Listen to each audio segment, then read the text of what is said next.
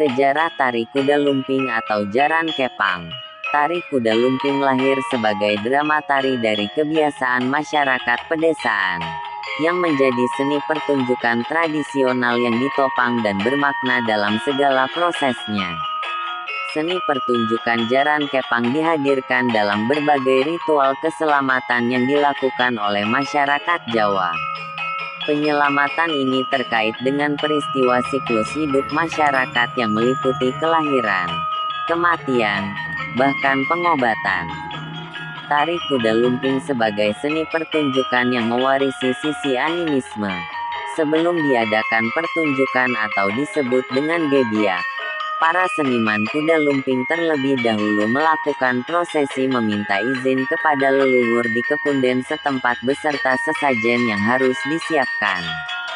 Pertunjukan tari kuda lumping ini juga memiliki sisi magis, yang terlihat dari para pemain jaran kepang yang mengalami kesurupan, atau kesurupan selama pertunjukan. Jaran kepang dimulai sebagai bentuk pertunjukan animisme untuk menyalurkan arwah hewan buruan. Dimasukkannya kuda sebagai makhluk halus dengan mudah menjadi aspek prasejarah karena kuda merupakan adat di banyak wilayah Indonesia. Ensiklopedia Nasional Indonesia mendefinisikan tari kuda lumping, jaran kepang, jaranan atau jatilan sebagai seni tradisional masyarakat Jawa, berupa tarian berkuda yang dimainkan oleh sekelompok orang dengan iringan musik gamelan. Kesenian tari kuda lumping merupakan sebuah seni tari yang dipentaskan dengan menggunakan peralatan berupa kuda tiruan yang terbuat dari anyaman bambu. Dilihat dari ritmisnya tarian kuda lumping ini sepertinya merefleksikan semangat heroisme dan aspek kemiliteran zaman dulu, yaitu sebuah pasukan kavaleri berkuda. Ini bisa dilihat dari gerakan seni tari kuda lumping yang dinamis, ritmis dan agresif, layaknya gerakan pasukan berkuda di tengah medan peperangan. Sejarah asal mula seni tari kuda lumping banyak diyakini adalah sebuah bentuk dukungan rakyat jelata terhadap pasukan berkuda Pangeran Diponegoro dalam menghadapi penjajah Belanda. Dalam versi lain menyebutkan bahwa asal-muasal kuda lumping menggambarkan kisah perjuangan Raden Patah yang dibantu oleh Sunan Kalijaga melawan bangsa Belanda yang menjajah tanah air. Versi lain juga menyebutkan bahwa tarian ini mengisahkan tentang latihan perang pasukan Mataram yang dipimpin oleh Sultan Hamengkubuwono I, Raja Mataram untuk menghadapi pasukan tentara Belanda.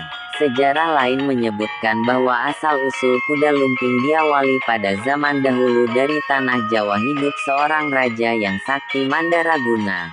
Raja yang banyak mendengar kisah kepahlawanan Mahabharata. Raja tersebut sangat kagum akan kisah perang Batarayuda di Kurukshetra yang diturunkan oleh para Brahmana dan Kestaria istana. Dan sang raja sangat yakin bahwa perang Batarayuda akan berulang di tanah Jawa. Beliau sangat tertarik dengan tentara berkuda dan Arjuna dengan kerata kudanya yang gambarnya diperlihatkan oleh buyutnya dari tanah Alengka. Karena beliau sesungguhnya adalah keturunan pelarian Hindu Tamil dari tanah Sri Lanka, negeri yang kini memeluk agama Buddha lantaran negerinya sering dicemooh sebagai negeri Rahwana terkutuk. Eyang Buyut Raja kemudian melarikan diri ke Jawa Dwipa dan mendirikan kerajaan serta memakai gelar Arya, yang notabene adalah nama sebuah etnis yang terkemuka di India. Akan tetapi perkataannya sebagai suku Arya bertolak belakang dengan warna kulit suku Arya. Beliau mengajarkan kasta tanpa warna sampai kepada cucu yang kini memegang kekuasaan dan terus memimpikannya pasukan berkuda. Sampai pada saatnya raja disertai hulu balang dan pengawalnya serta menteri naik ke perahu saudagar dari Persia. Dikarenakan Raja Jawa tidak memiliki perahu dan buta akan ilmu pelayaran, beliau kagum akan bangunan arsitektur Persia yang indah dan megah. Beliau juga terpana dengan gagahnya tentara berkuda yang memiliki tubuh yang kekar, kuda-kuda yang besar, barisan kuda yang teratur dan juga derap suara langkah kuda yang bergemuruh. Kenyataan yang dilihatnya secara langsung lebih menambah kekaguman dibandingkan dengan gambar yang dibuat saudagar padanya. Raja memuji dan memimpikannya bahwa jikalau dia dapat memiliki tentara berkuda seperti itu, tentu saja dia akan menjadi raja yang terkuat di tanah Jawa. Dan raja-raja di sekiranya akan bertekuk lutut. Raja dengan segala keinginannya berniat membawa kuda-kuda tersebut beserta prajuritnya sekaligus. Walaupun tidak akan cukup perahu yang akan mengangkutnya. Akan tetapi raja sangat berkeinginan kuat, sehingga hanya kudanya saja yang dia bawa. Akan tetapi suatu hal terjadi di mana dalam perjalanannya mereka menemui badai yang sangat dahsyat sehingga semua pasukan dan perahu pengikut pun ikut tenggelam. Hanya karena keberuntungan sang raja selamat dari segala musibah. Beliau kemudian membuat syukuran pada dewata yang telah melindunginya dan menyesalkan keinginannya tentang pasukan berkuda yang belum tercapai. Kemudian sang raja memohon petunjuk dewata dan bertapa di gua. Suatu saat dewata mengabulkan keinginannya tersebut dengan syarat beliau harus membuat kuda dari bahan gedek bambu dan ijik agar dapat ditunggangi laskar yang akan menjadi kuda.